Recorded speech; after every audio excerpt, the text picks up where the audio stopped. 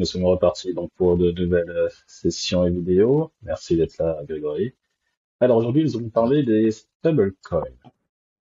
Alors déjà, qu'est-ce que c'est un stablecoin? Est-ce que l'on peut le définir? Et après, on enchaînera pour essayer de mieux comprendre est-ce que c'est ces concepts? On va dire ça comme ça pour commencer, vu que je n'y connais rien pour commencer. D'accord, pour voir ce que c'est. Alors en fait, les stablecoins, comme son nom l'indique, ce sont des crypto-monnaies qui sont stables. Alors il faut bien préciser que ce sont des crypto-monnaies. Donc on reste dans l'écosystème crypto. Et stable par rapport à quoi? Elles vont être stables par rapport à des actifs qui sont basés la plupart du temps dans le monde réel, hein, pour la plus grosse partie des stablecoins.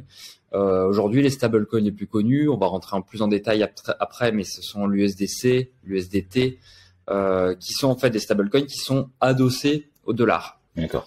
Donc en fait, ça va être un miroir de la valeur du dollar, ce qui fait que quand vous achetez un 1000 USDC, vos 1000 USDC valent toujours 1000 USDC, donc 1000 dollars, même 5 ans après, il y a zéro volatilité là-dessus.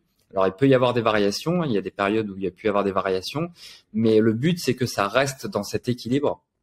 Donc la plupart des gens, des néophytes qui démarrent dans la crypto, souvent ils se disent d'accord, mais à quoi ça sert des stablecoins, dans le sens où si on investit dans les stablecoins, on va pas gagner d'argent.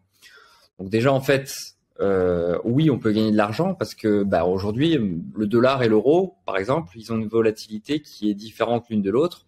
Et en fait, parfois il faut mieux être en euros parce que l'euro est en train de prendre de la valeur par rapport au dollar, et inversement, des fois il faut mieux être en dollars face à l'euro. Typiquement en 2022, sur toute l'année 2022, le dollar a pris 20% de valeur par rapport à l'euro. Donc si vous étiez resté en euros, vous perdiez de l'argent, alors qu'en dollars, vous gagnez 20%. Derrière, si vous le retransformiez en euros.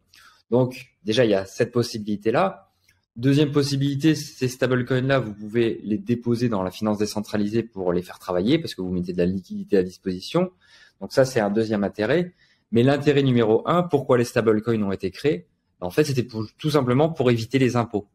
Parce qu'en fait, avant 2015, quand vous aviez du Bitcoin ou d'autres crypto-monnaies, si vous preniez des profits, les profits, vous devez les déclarer au fisc officiellement, et du coup, vous êtes assujetti à la flat tax de 30%. Et donc, typiquement, vous avez un Bitcoin, vous l'avez acheté à 1000 euros, il monte en valeur, il fait x10, vous avez 10 000 euros du coup en portefeuille. Vous vendez votre Bitcoin en euros en disant je vais me sécuriser parce que le marché est haut, derrière il va redescendre et je rachèterai quand il sera plus bas. Le problème, c'est que comme vous avez converti en euros, les 9 000 euros de plus-value vont être taxés à 30%, donc vous allez devoir payer 3 000 euros d'impôts.